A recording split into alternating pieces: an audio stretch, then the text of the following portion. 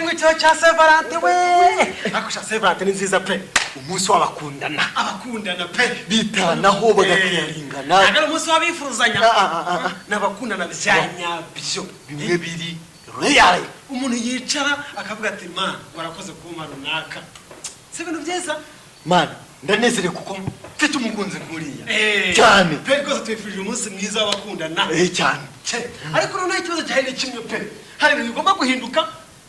Kuri uno munsi tukamenya ngo bifite uyu murongo nimuzi ko udafite umuntu mukundana wishyuha cyane gabanya ibyo gushyuha kandi ufite umukunzi umuha amahoro cyane muha gahenge ugasabara kwanditse ku cyusingo ko tutarabona umukunzi wa byapfiriye he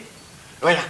sibarangiye mu buzima bwanjye nanga stress z'urukundo ngaho bashaka ngo kutamamagaye sheri uyu munsi nakuze sheri naguhamagaye nsaburi kwivugiraho bari gute se abanyamix tkorange ntongera kumamagara kugira ngo nikiye message ya mbere ya kabiri ya gatatu ntunsubize usenyera ko nafite ibintu byangira bise tanga amahoro urukubyumva ugasaba umuntu aravuze ngo izo stress zose ngo nizo yanze ngo noneho wewe yibereho mu mahoro kandi bajya kugeza ugasanga ubuzima bwe bwose yiri ngovuga ari muri stress ahubwo z'urukundo ugasanga bagavuga ngo sha uramuka ukunda na Etienne nta mukunzi mfite ariko kugira ngo ndaya nura mukobwa ngo simbivuze ndi hano ku mugaragaro nge ndi single abandi ariko kugira ngo ndaya nuri sha nabireka ndi single pe yabivuga ugagira ngo ibintu we yiyakiriyemo ngo ntago ashaka izo stress kandi azihoramo kandi ubu n'umuntu mu by'ukuri ahora muri izo stress kandi wavuga ngo ntabwo yahora muri izo stress washaka ngo cyangwa ukamubwiza kuri aho kugira ngo njye ngo ndane n'umuntu muri no mwana ku Severante nanabyihorera bikagira inzira wowe nusamaye iki akantu ibihumbi bitarenze bingahe birindwi ubusa ngo yagucike ubusa bundi bafite izihe ntego ubu icyizere cy'ejo hazaza bari kumwe uriya niba ntazaba akandi akanavuga ngo ntabwo stress z'urukundo agira gute ngo azishaka ko zimuzaho kandi urumva azihoramo kurusha ahubwo umunsi ku wundi kurusha n'abari mu rukundo cyane ni byiza pe nimuzi ko nta mukunzi ufite tuza funga umunwa wawe wituruzire ko afite ko bakundana babikundanire wikivana mu rukundo rwabo yego pe wihita umwanya wawe kandi nimuzi kuri mu kazi ukaburi single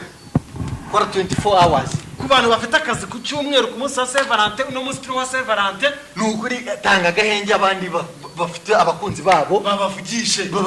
baya kuri telefone reka baganire wowe ukora akazi kukorega urukundo bari kubaka naje uzaba ubaye tonto